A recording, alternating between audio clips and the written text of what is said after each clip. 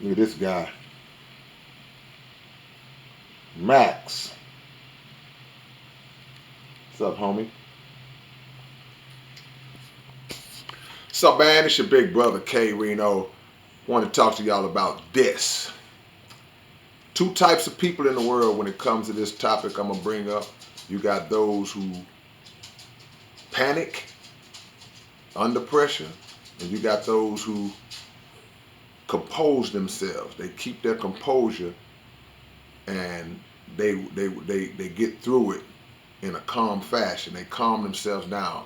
You know, all my life I've been around people who are a reflection of both.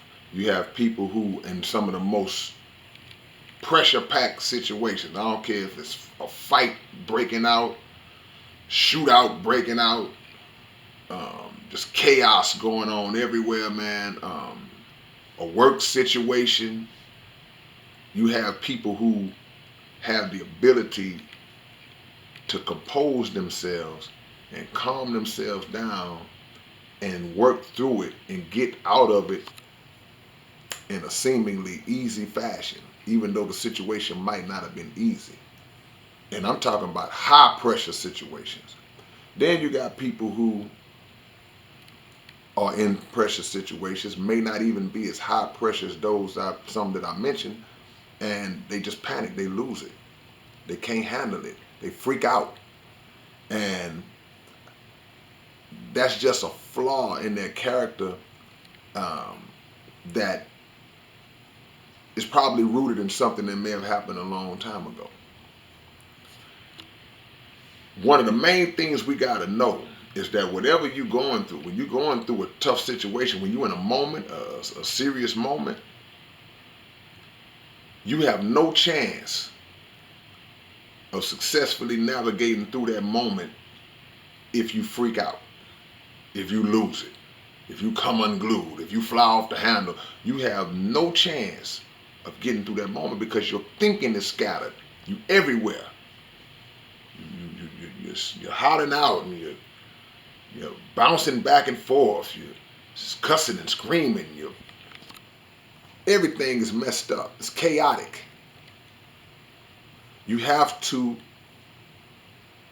process the situation, because one thing that we got to understand about the human mind and the brain and the mind is how fast thought travels. Thought travels about 24 billion miles per second on average. And the reason I'm saying that is to make you understand that even in a moment, you have the ability to think and process quickly. But when we abandon the ship because it's chaotic, you don't give yourself a chance. Now, you might get through it even panicking, but you're not going to come through it properly or with a good solution. Picture yourself at work. You got a stressful job. People always say, man, I got a stressful job, man. My job's stressing me out. It's stressing me out. People putting deadlines on you. Managers, supervisors, they on your head all the time.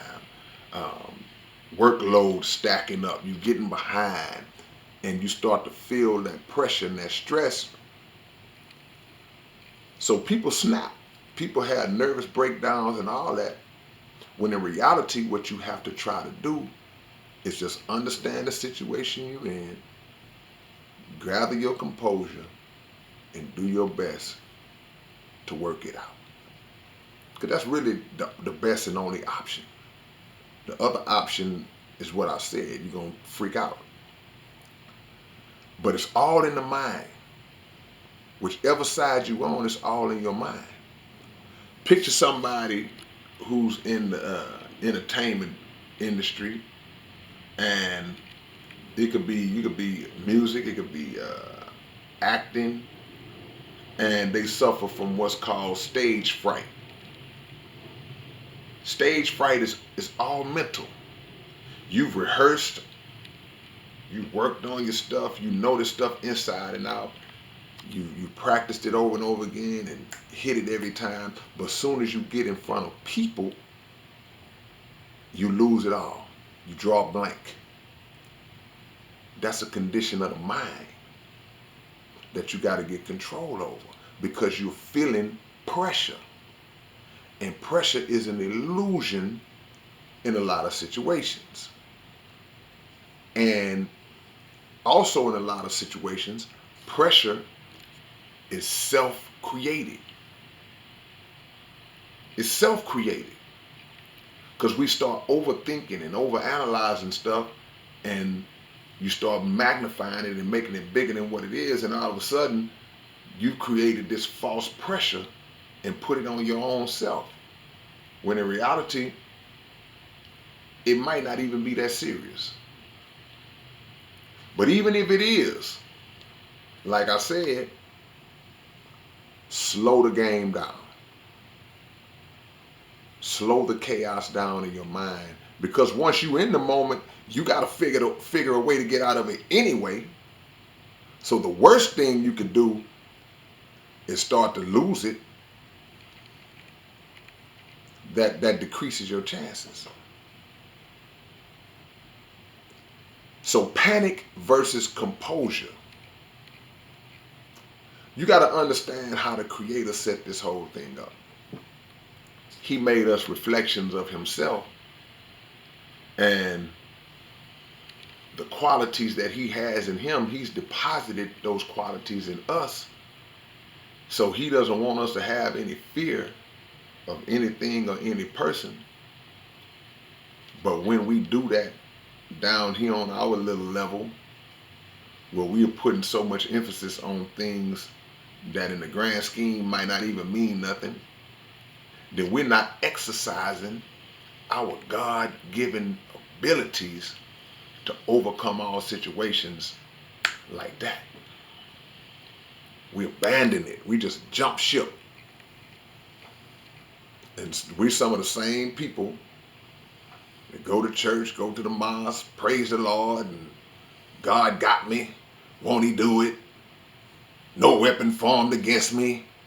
We say all that until we're under pressure. See what I'm saying? What kind of thought process is that? See? Use moments like that to practice composure. Practice thinking your way through a situation in a calm way, because you could even be moving fast. You could be scrambling. You could be in a fight, and it's looking like it's chaotic. But if your mind is under control and you're thinking your way through it, it gives you a better chance. So don't give lightweight things in this world power over you, and it causes you to have panic attacks and lose your composure. Understand your godhood, and you look down at that problem. Don't look up at it and be intimidated. You stand over that problem and look down on it and solve it.